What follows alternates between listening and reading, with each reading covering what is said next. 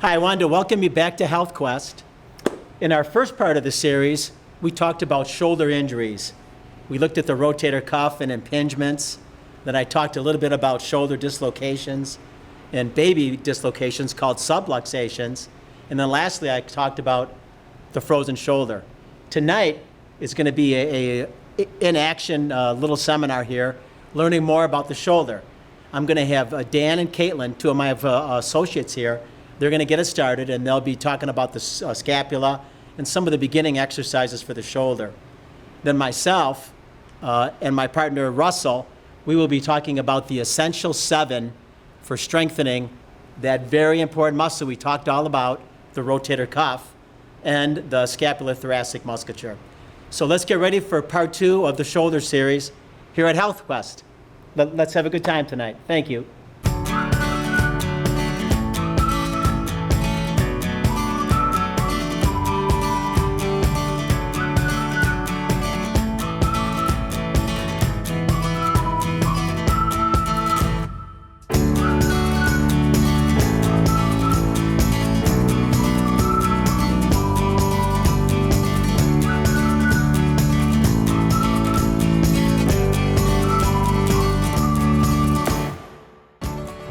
Hi, my name is Dan Bannock. I'm one of the physical therapists here at HealthQuest in Lake Orion, and I'm going to talk to you today a little bit about what happens with your shoulder blade, what happens with your posture, and how that affects injuries and all the different things going on with the actual mechanics of your shoulder.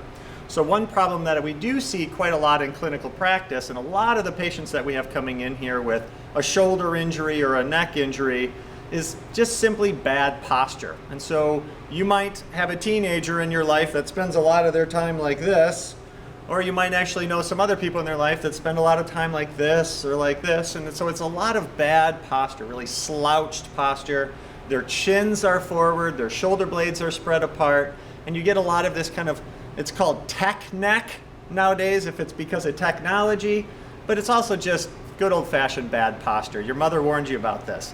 But what we do see is that it kind of goes hand in hand. If somebody comes in with a bum shoulder, maybe some worn down rotator cuff issues or whatever, quite often that patient's also going to have pretty bad posture. So we develop a couple of exercises we call the Perfect Posture Protocol. It's just 5 simple exercises, 7 simple exercises that you can do to kind of work on your posture, to get your chin in, get your shoulder blades down, and try to put your shoulder blade in the right spot so that your rotator cuff and the rest of your shoulder can actually function correctly. Because, and evidence will show this, research will show this, that if the shoulder blade's off center, the rotator cuff actually has to work a lot harder. So if you think about just lifting your arm up into the air, if your shoulder blade's down on your back, you can lift your arm up really pretty high. Whereas if your shoulder blades are slouched forward, if your chin is slouched forward, you can't lift your arm up nearly as high. So a lot of the correct mechanics for the shoulder itself, it all rides on that shoulder blade. So putting that shoulder blade in the right spot, putting your chin in the right spot can go a long way of really taking care of a lot of those minor kind of lingering, gnawing little grumpy issues that you can have in your shoulder. So we're going to talk about the Perfect Posture Protocol. I'm going to ask Caitlin to come in, and she's going to help us demonstrate a couple of the basic exercises that we're going to start with. And the first thing we're going to talk about is a chin tuck. Caitlin's going to go ahead and have a seat. And but most people sit like this, right? The chin is in front of the chest, the shoulders are spread apart. But Caitlin knows better than that. She's going to drop her shoulder blades down, and she's just going to draw her chin straight back, right? So that's kind of neutral posture. Now the chin tuck exercise itself, what she's going to do is she's just going to allow her chin to kind of come forward just a little bit, and then she's going to tuck her chin all the way straight back, drawing her head back. And then she's going to relax kind of back to neutral, not way forward, and then she's just going to draw her chin straight back and then back to neutral. And you just hold that for a few seconds and then let it relax. Draw it back, hold it for a few seconds, and then let it relax. And so the idea here is we're strengthening up all the muscles in the front of the neck, and we're trying to loosen up the muscles in the back of the neck, because these muscles back here get really tight when we're stuck forward like this. And these muscles in the front of the neck get kind of lengthened and they get really, really weak. So what we're gonna do with this is, and you can just sit in a chair to do this, you can lay down to do this anywhere, just drawing your chin in. Give yourself maybe a double chin. Maybe if nobody's watching, you can give yourself that double chin, chin and a half. Okay, so Caitlin's gonna demonstrate just one more time, drawing that chin in, holding it there for a few seconds, and then letting it relax. And so it's that simple. And so that's what we call a chin tuck. And that's just to kind of help you strengthen up what we call the deep ventral flexors of the neck, a whole bunch of muscles that honestly I can't even remember all their names. The next thing we're going to talk about is something we call STEMs, seated thoracic extension mobilizations. So she's going to come to the front of the chair and sit up real tall. And now you have a couple of choices about where to put your arms on this. You can put your hands on top of your head just very gently, just kind of touching the back of your head. You can put your fingers behind your neck very gently, but don't push. Or you can do the I Dream of Jeannie kind of thing, and there you got that. So once you're in that position, there's three basic movements. The first movement is just going to be going side to side. Now, she's going to point her belly button straight forward. She's going to keep her feet flat on the ground. She's going to keep her chin in. And all she's going to do is, with her belly button staying in the same spot the whole time, she's just going to drop one shoulder and try to kind of move her trunk above the belly button and get a little bit of a stretch. And then she's going to go to the other side. And admittedly, Caitlin would say that she has a little bit of a stiff thoracic, so this is a good exercise to loosen up that thoracic spine. And just going side to side like this, okay? Now it's not done going way over to the side because now the whole thing's moving. That belly button stays in the same spot the whole time. And as an extra little cue, you can draw your belly button in like you're trying to pull your belly button against your spine. That's going to keep everything nice and tight, and just going side to side just like that. And that's just to kind of loosen up your spine. So that's the first one. The second one we're going to do is called flexion and extension. What she's going to do here, she's going to lift her chest bone up and really try to bring her shoulders down and back, and then she's going to kind of fold back over as if she was going to check a message on her cell phone. Okay? Then all the way back up again, dropping those shoulder blades down, and then coming back down again. So again, we're just trying to create some motion in that thoracic spine. The thoracic is all those sections of your spine that are attached to ribs. So above the lumbar, below the neck. So this is flexion and extension. So this is your extension, now this is your flexion. And this is a really good exercise to do, keeping that chin in, keeping that belly button in, just to try to loosen up the trunk. So that was the second. The third one's going to be rotation.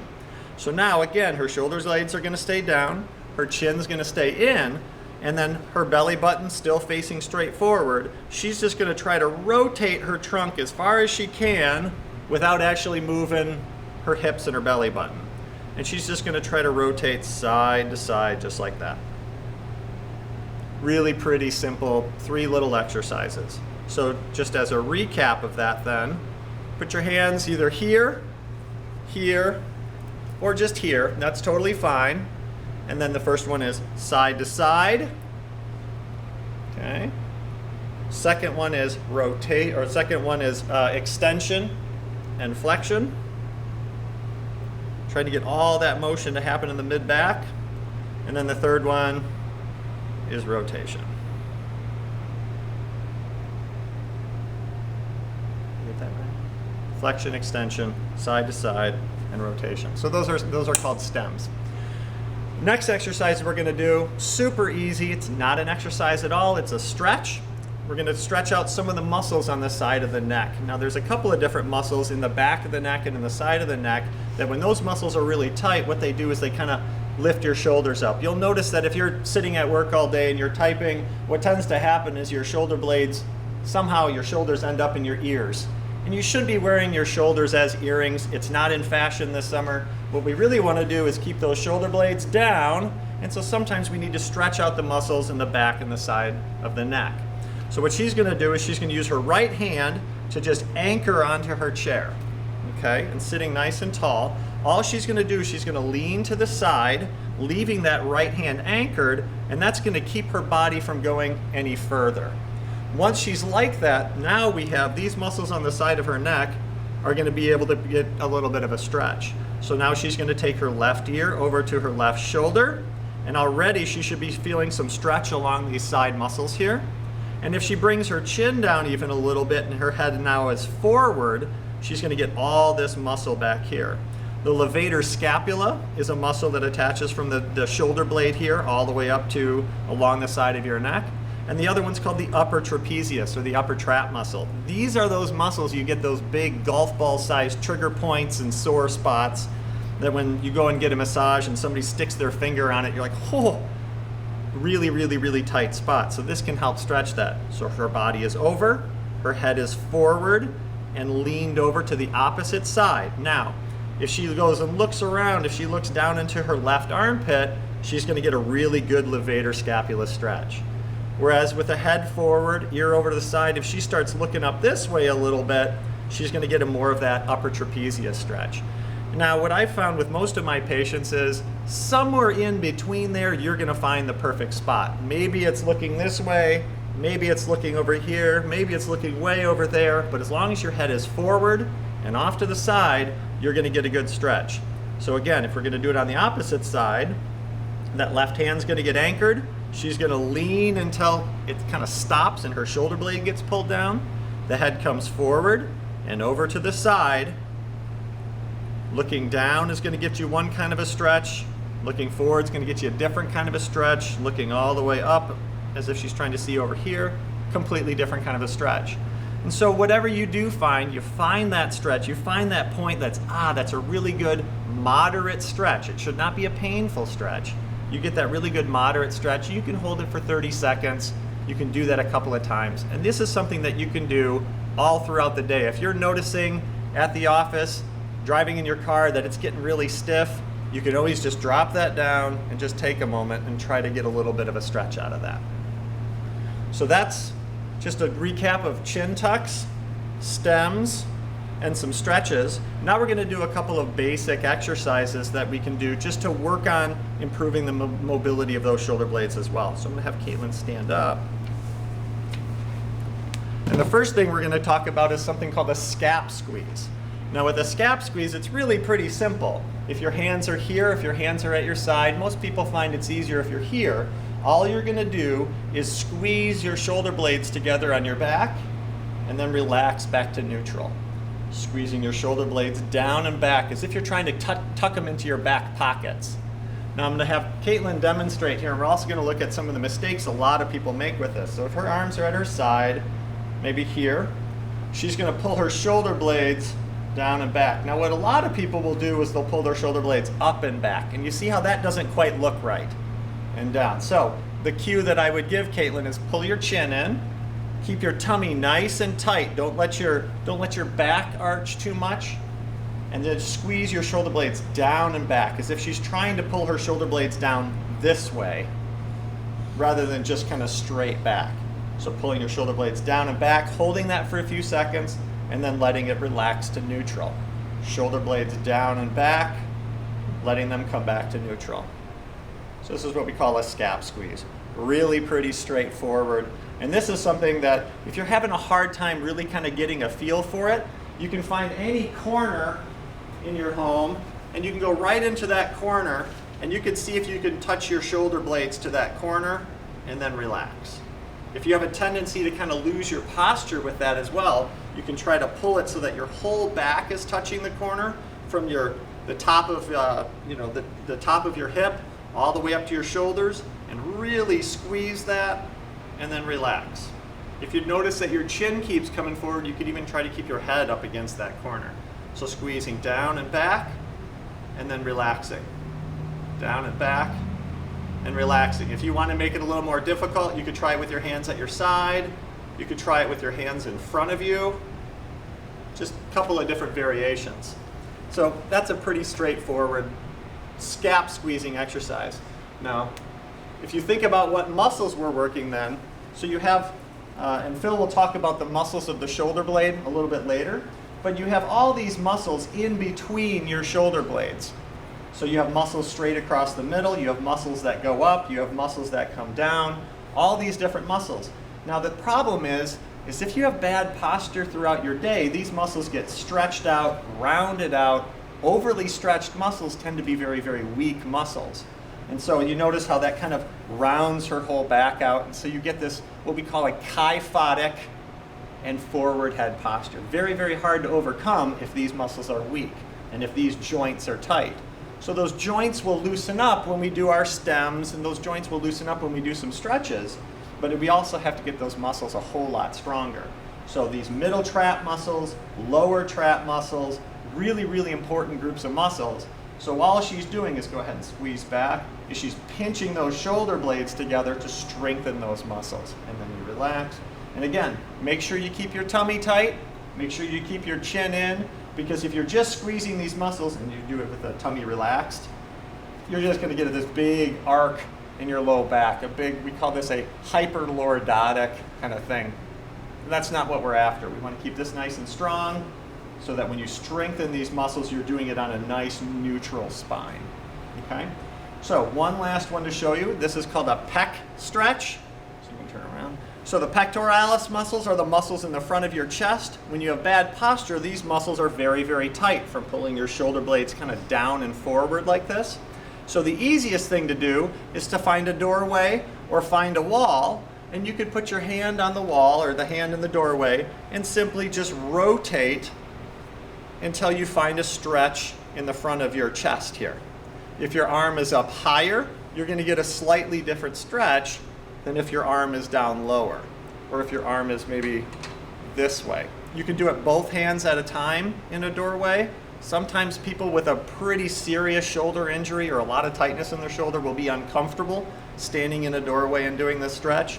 So sometimes just finding something to hold on to and just kind of rotating till you get a little stretch there. So I'm going to have Caitlin demonstrate that again, and we'll talk about some of the mistakes that you can make.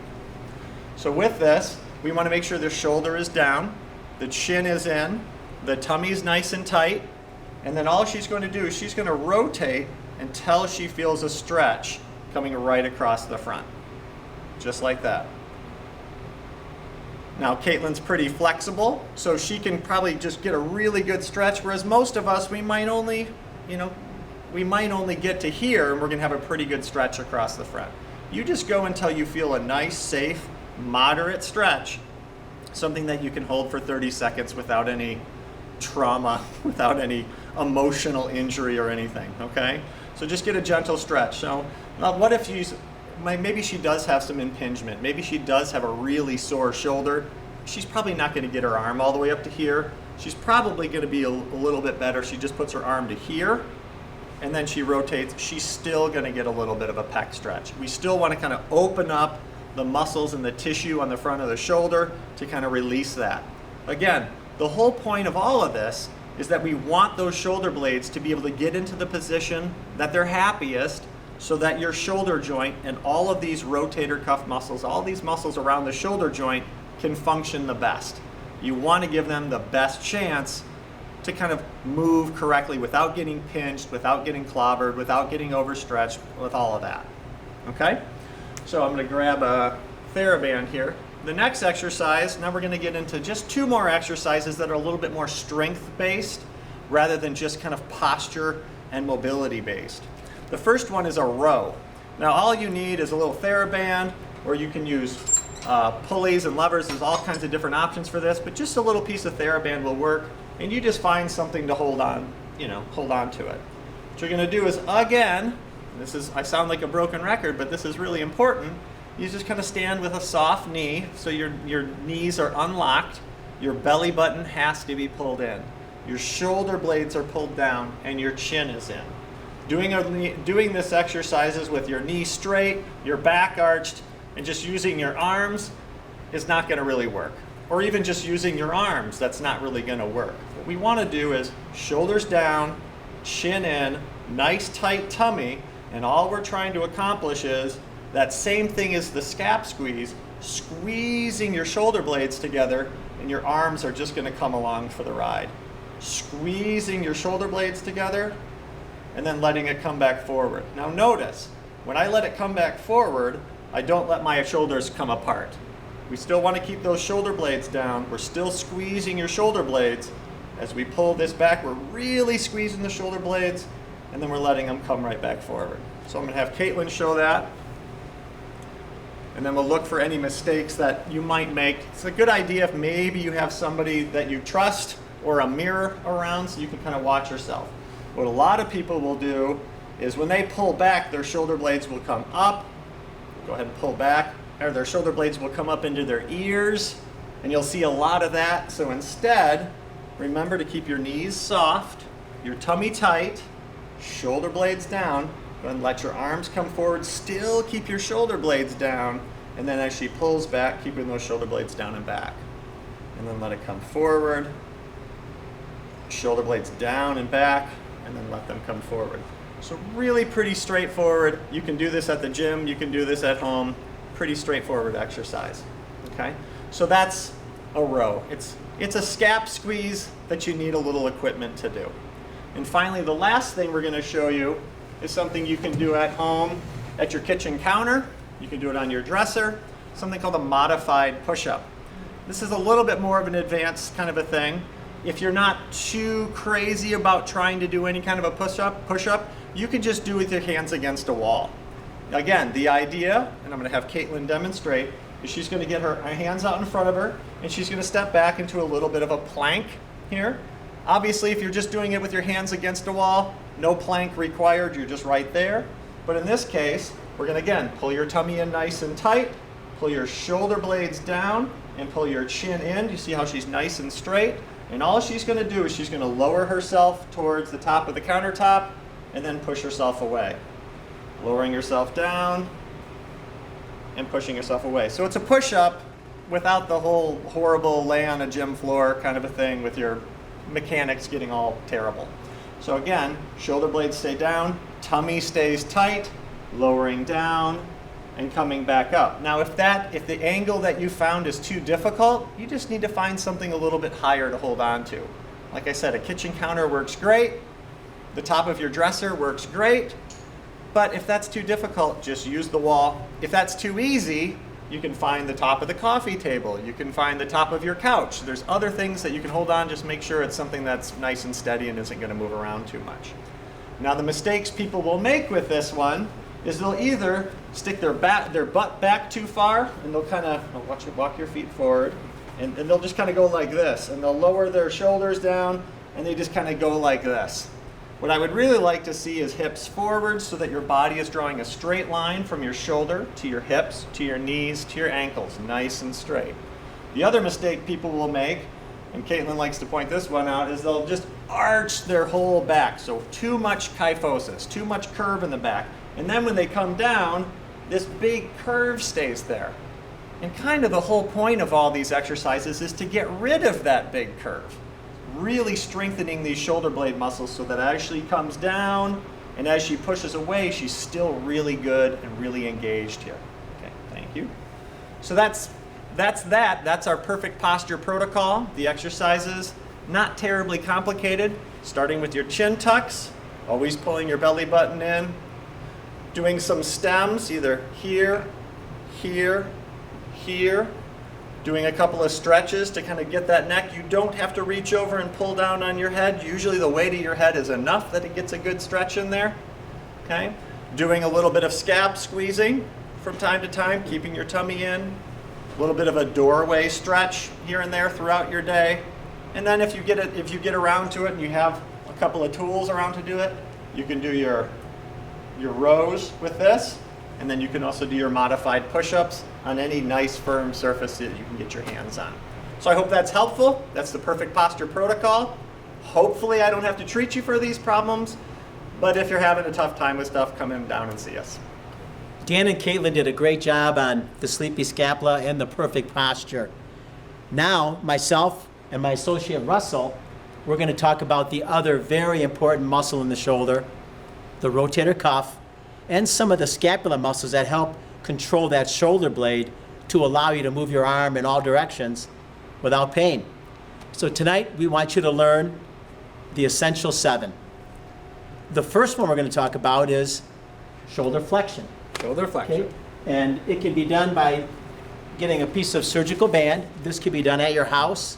very simply, this is green, which is a heavier resistance. You could tie the band to a pole, a foundation pole in your basement. You could tie a knot and put it in your door. We like to keep things simple here at HealthQuest, right, Russell? That's correct, Phil. Okay. That exercise is done always with the thumb up or down. What would you want? The thumb up, please. Thumb up. That's called the full can. And all you're doing is taking the surgical band and doing a lot of the things that Dan said to do.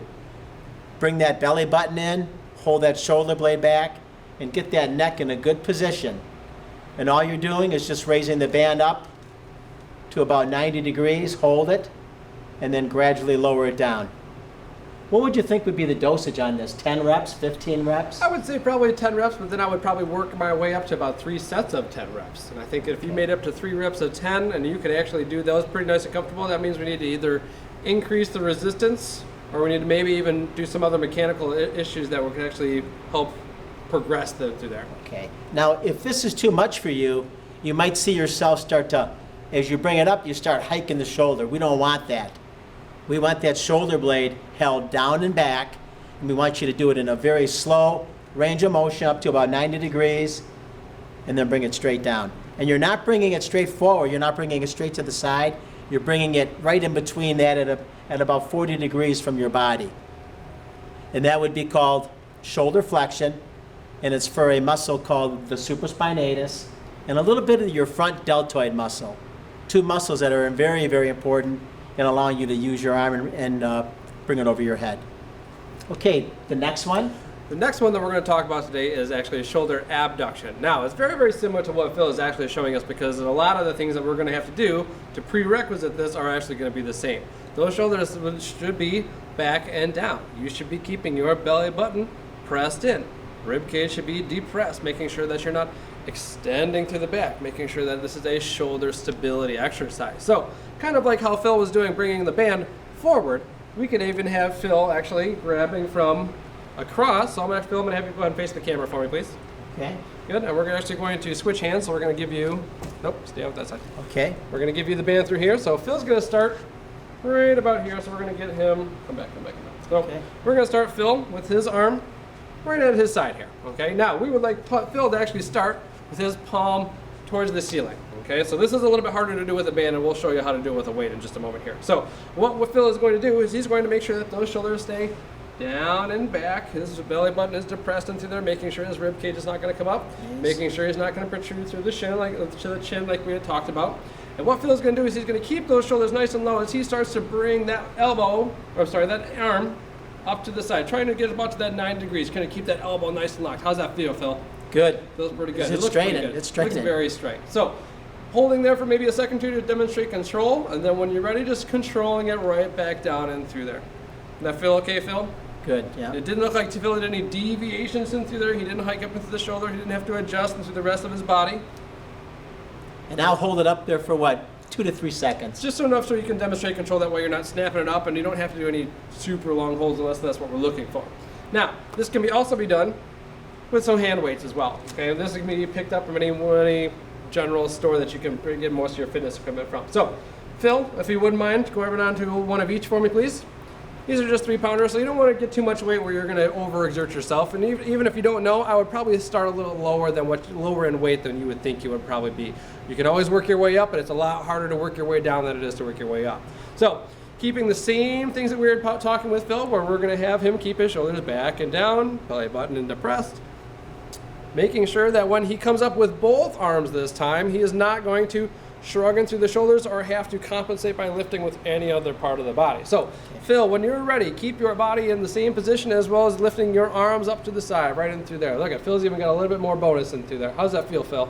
Good. Easy. Really good. Easy peasy. Yep. Easy peasy. Good.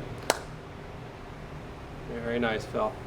Good. So that is shoulder abduction, which is very similar. I think it's really important, Russell, to remember too that, like everybody wants to get those super large muscles like the pecs, the biceps, the upper traps.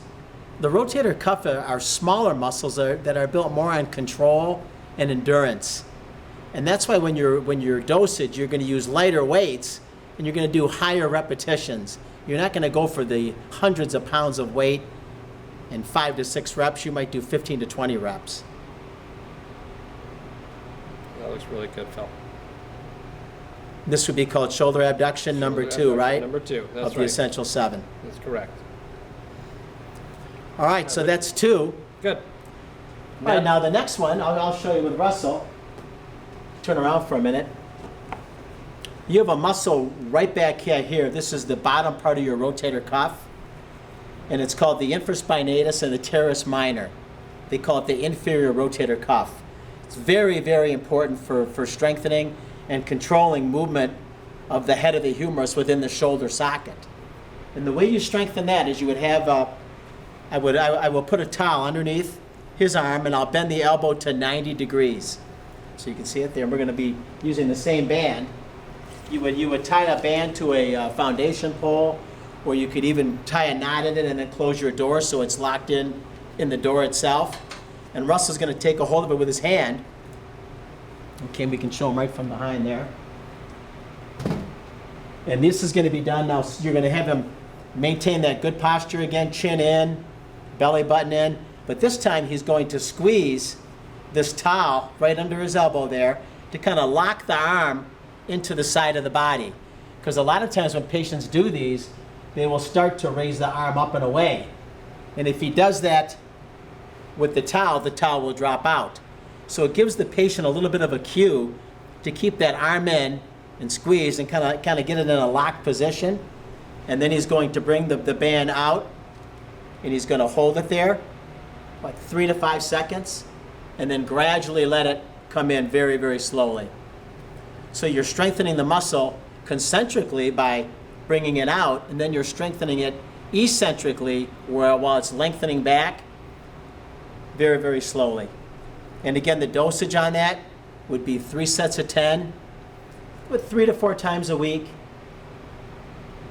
to maintain that rotator cuff in a really good strengthened state.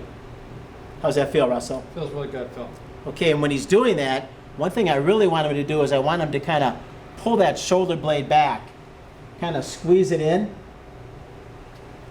and then bring the arm out to the side as that shoulder blade is like locked in the position.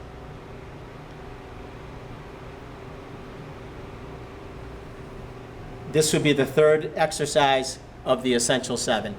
How's that feel? Feels good, Phil. Takes a lot of focus. Does it? It does. It's a lot of things to think about, but this is what we want. All right, and the biggest mistake you see people do this in a gym is they're just rushing through it. They're going very, very fast, or they would bring the arm up from the side and just bring it like that. You really want to make sure when you do these that you do them in a correct fashion, making sure that you're stabilizing and exercising the muscles that you're really focusing on strengthening. All right, number 4. Number 4 is going to be internal rotation, which is not too dissimilar from what we just had Phil had me do. So, keeping in mind of what the same things that we just had Phil doing, keeping the shoulders back and down, belly button pulled in, making sure that we're not shrugging it through here, but also keeping that towel pivoted right into that elbow, giving them that cue to actually let him know that that elbow is not to come away from the body itself. The only really difference is the line of pull. So, for the last exercise, we were having me pull away from the body. When from here, I'm going to have Phil actually start from about here, making sure that he's giving us good posture, locking in that shoulder blade just like we had shown. Now, he's going to start to actually articulate right off of this axis, trying to pull that wrist towards the belly there. Good job, Phil. Now, this one gets a little tough because as you start to come around, you want to start to crouch down around there. But all that it does promoting is promoting those rounded shoulders and that kyphotic back like Dan had been talking about earlier. So making sure that we keep our things back and down, even if we have to kind of limit the range of motion a little bit just so we can stay within that locked scapula. How's that feel, Phil? Good. And I think if I wanted more resistance, one thing I could do, if it's too easy, I might move out a little bit. And then I can get a little more resistance on the band. So you always want to exercise to succeed. So you always want to make sure that you can do the 15 to 20 repetitions without substituting or without using other muscles than the muscle that you're trying to really focus on strengthening. It's a little bit more difficult than it looks. So we make it look easy because we do it every day, but at the same time, Phil is probably working really hard to try to get that other hand in there, especially so many times. So If it feels like you're doing too high repetitions or if it feels like the resistance is too much, feel free to go down, okay? You're trying to work your way up, not start from the get-go. And always remember that the muscle pulling in like this is a lot stronger than the muscle pulling out. So you might have to maybe adjust your position to make it a little easier as you're pulling out to do it correctly. But then as you turn and you go the other direction, you might be able to get a little more resistance on that band and get a little more weight and still do the 15 to 20 reps without any compensation on the parts of other muscles. That's pretty good. Got that? I can tell you. All right. And that is the fourth. That's the fourth. The fourth of the shoulders. What's number 5? Number 5, what we're going to do side lying ER. ER. That was right. Thank you very much, Phil. I can be the. Okay, go for it, Phil. Okay, I'll go on. Let's have I'll go you. on my left side. Sounds good. Okay, take it away, Russell. All right, so Phil is actually going to be put in side lying. So some people actually do not do so well with keeping that postural position because they're in a loaded position. So putting them in an unloaded position sometimes will allow them to actually focus more on the mechanics that we're actually looking for. Now, as you can see, Phil here has pretty good posture, but you can see how he's a little bit more lengthened down through here. So the first thing we have to do is we have to give him actually good posture. So I'm going to have him kind of tuck his shoulder down in through a little bit. Perfect. So that kind of puts his posture, because if he's going to even start in an uncrooked posture, that's going to affect the rest of how his body moves. He's keeping his knees stacked on top of each other, nice and relaxed into there. I'm going to actually have him bring his shoulder or his elbow right up on top of this part of his body here. If you feel like they're going to continue to move that elbow, you can always add in that cueing towel roll. We can always put it right through here if you want. So that allows him to kind of remind himself that he needs to keep that next to the body in order to lock in that shoulder blade. You can even see Phil's shoulder blade lock in as soon as he starts squeezing into that towel. Now, Phil has a small weight in his hand, so we're going to have him start all the way from his belly. So Phil, go ahead and let that go all the way back down. So this is Phil's starting position, where it's kind of laying almost on top of his stomach there.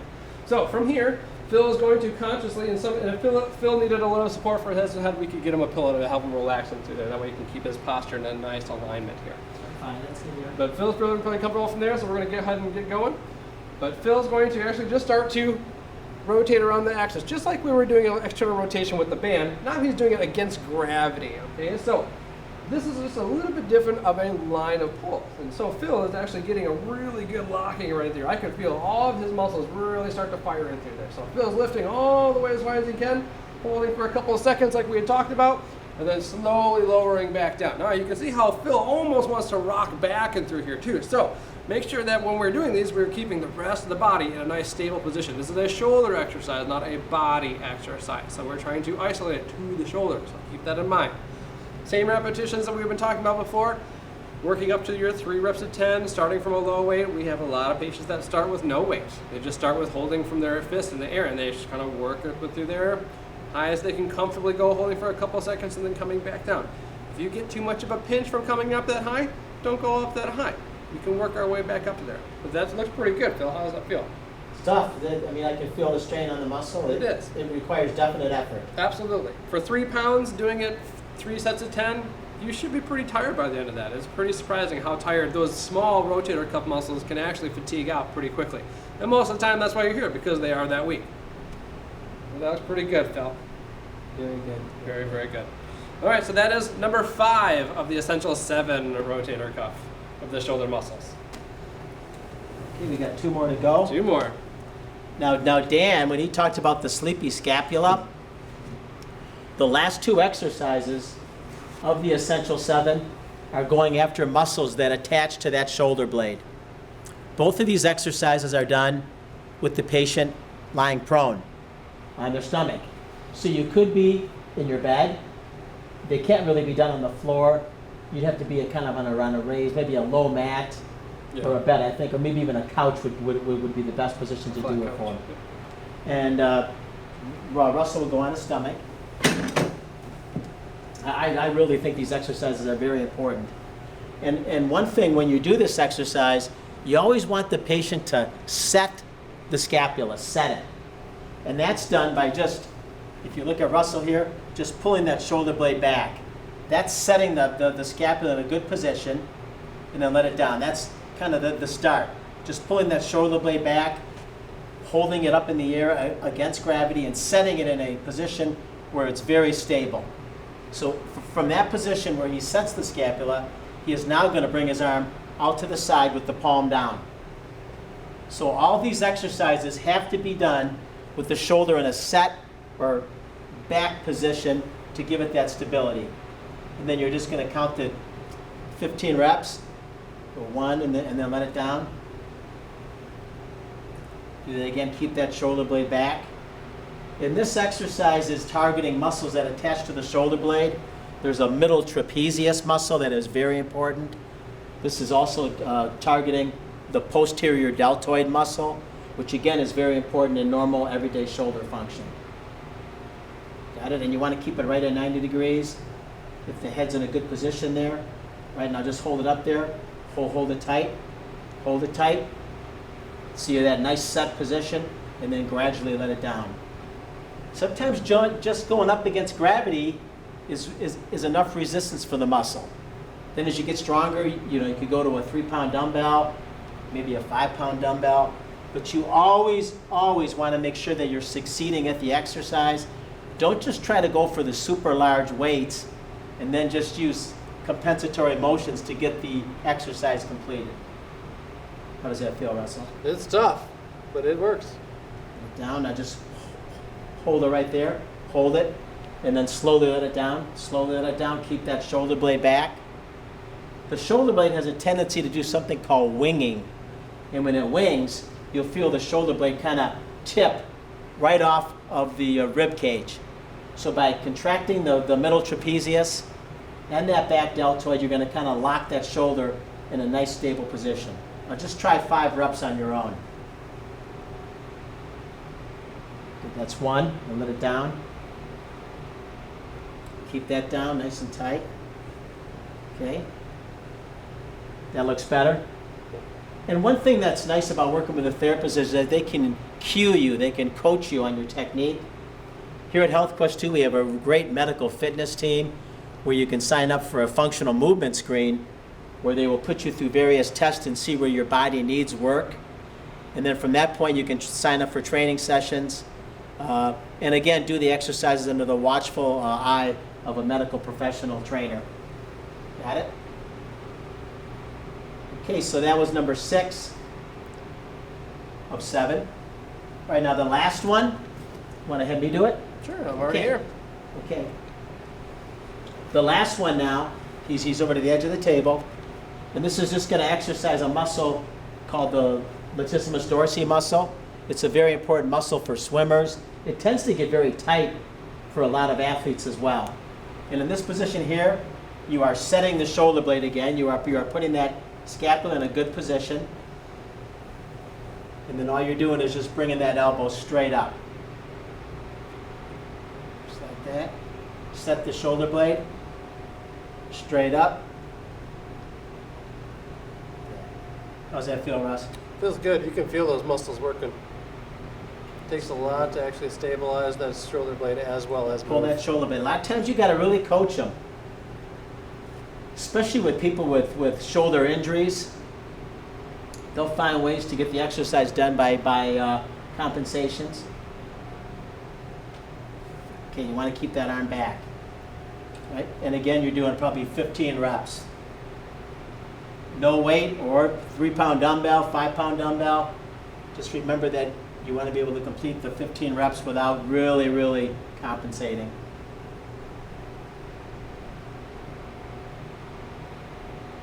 Okay, good. All right, so that's the essential 7. Any closing remarks about shoulder strengthening and rehabilitation? Shoulder strengthening is really tough to do only because most of your stuff comes from the core. We had talked numerous times about how these things have to line up in order for these things to start to happen. So most people think that because you have a shoulder injury, just work the shoulder. But as we can see, there's a lot of other things that goes in between there in order to make a shoulder actually work. So things that people don't normally think about that skilled therapy can really help with. Right. So this pretty much completes the second part of our shoulder series. In our next final section, section 3, I am planning on bringing in an orthopedic surgeon where we could discuss some of the surgical options available to clients or patients if they can't get their arm stronger with exercise or with physical therapy, and they're still having trouble with everyday life activities, reaching, putting weight on their arm. We'll try to discuss some of the surgical options so that you can learn everything you need to know about shoulders. Thanks a lot, and we appreciate your time, and hopefully we'll see you at HealthQuest sometime. Have a great night.